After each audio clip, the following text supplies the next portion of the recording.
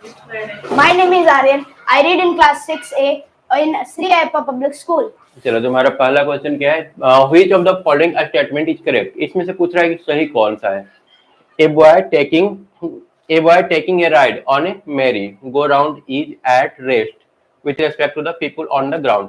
बोल रहा है कि एक लड़का जो है वो मैरी राउंड पर चढ़ा हुआ है, मैरी गो राउंड पर। तो एक आदमी नीचे से खड़ा होकर के उसको देख रहा है। तो क्या उस आदमी के रेस्पेक्ट में वो रुका हुआ है या फिर मूव कर रहा है?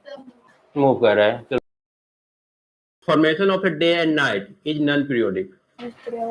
नॉन पीरियोडिक और पीरियोडिक। पीरियोडिक क्या होता है? जो निश्चित टाइम के बाद अपने जो काम को दोहराता है ना, वो पीरियोडिक होता है। अपने मोशन को जो दोहराता है वो पीरियोडिक मोशन होता है। डे एंड नाइट पीरियोडिक होगा कि नॉन पीरियोडिक? Periodic. पीरियोडिक होगा ना? हाँ, क्योंकि एक निश्चित टाइम के बाद दिन होता है फिर रात होता है, तो ये हम लोग का एक पीरियोडिक मोशन हो गया। एक पीरियोडिक का एग्जांपल हो गया है। ए kite always show random motion. सही कि गलत? सर सही है। ये कहीं भी जा सकता है kite. The motion of blade of A fan is non periodic. Yes sir सही बोल रहा। फैन का नॉन पीरियोडिक होगा ब्लेड। तो एक निश्चित टाइम के बाद फिर वहां आ ही रहा है, तो पीरियोडिक हो जाएगा ना? हाँ सर पीरियोडिक हो जाएगा। तो इसमें से सही पूछ रहा है कौन था? ये गलत, ये सही है, ये सही है। Question number 2, which of the following statement is incorrect? फिर से इसमें गलत कौन है वो हम लोग को खोजना है। पहला है vibrating a string so periodic motion. Yes sir सही है। The moment of earth on axis periodic. Axis periodic. Yes अपने सर सही है। वो भी सही है। मोमेंट ऑफ बस on A deserted highway road is periodic. Highway पर जो बस का गति है वो एक पीरियोडिक मोशन है। सर इसका आंसर नंबर सी है। गलत हो जाएगा सी ना? Yes sir.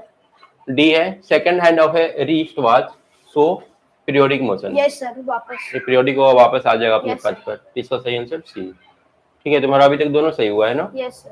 Third, read the following statement and select the option which correct identify true and false.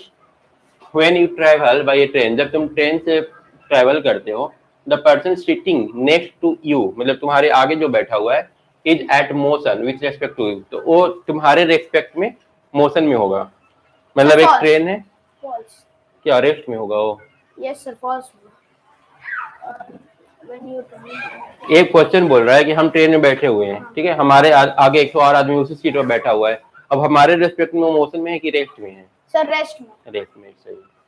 The steering machine exhibit rotatory and periodic motion only. Sir periodic और sir rotatory होगा। Third है a standard measure having a definite quantity is known as standard unit. Sir false. Last वाला क्या हो जाएगा? Every periodic motion is oscillatory. वही होगा, C होना चाहिए इसका आंसर।